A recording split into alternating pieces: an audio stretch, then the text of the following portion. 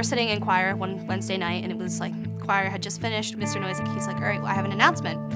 So he was like, we have this group that wants us to do a flash mob, and we'd get to record a song in a studio, and we were all like, oh my gosh, like that would be the craziest thing. And we were all so excited.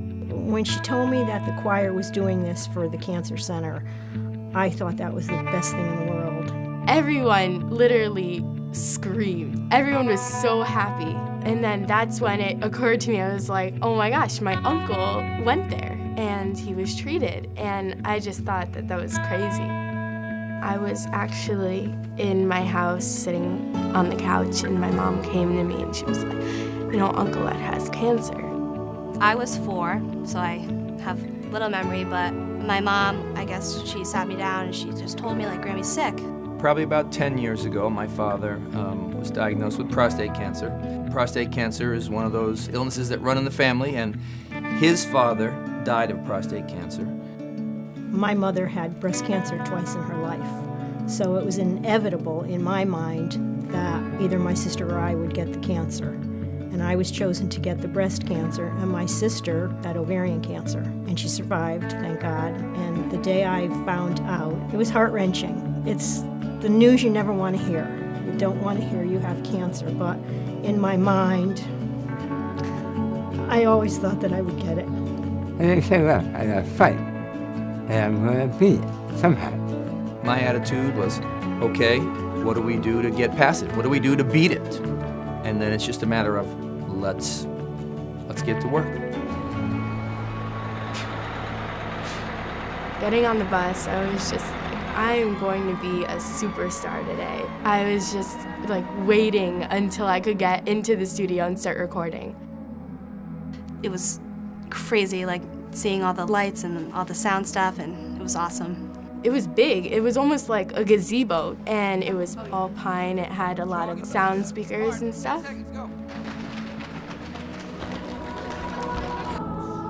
Closer to free.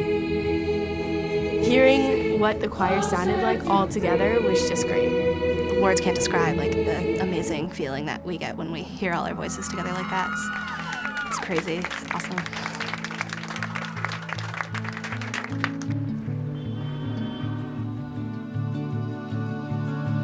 My entire family came over one night, and we had the clippers, and we let her do it. We let her just start the shaving of the head. When she was going through chemo, like I got to shave her head. There's pictures, I have pictures and photo albums of me with like the razor going to shave her head.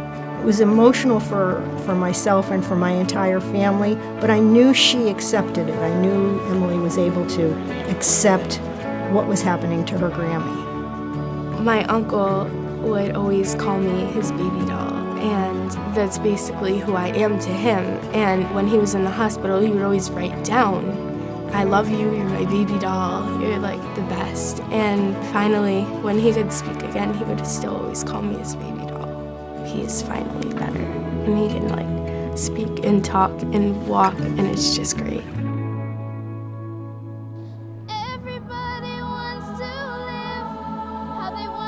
People are just going to look at them and go, well, look at what they're doing in their lives to help someone who's down and out or has cancer.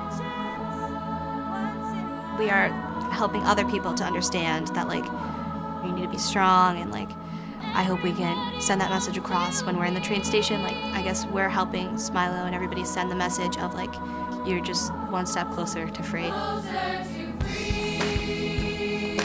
For thousands of years, people have realized that there is some power to music. There's something in music that can change you physiologically.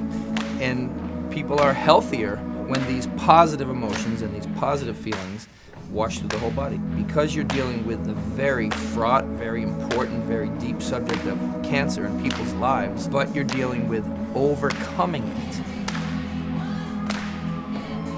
There is a power to music, and people have tried to write about it, and most of the time, words can't express what music does, but we all feel it and share it together.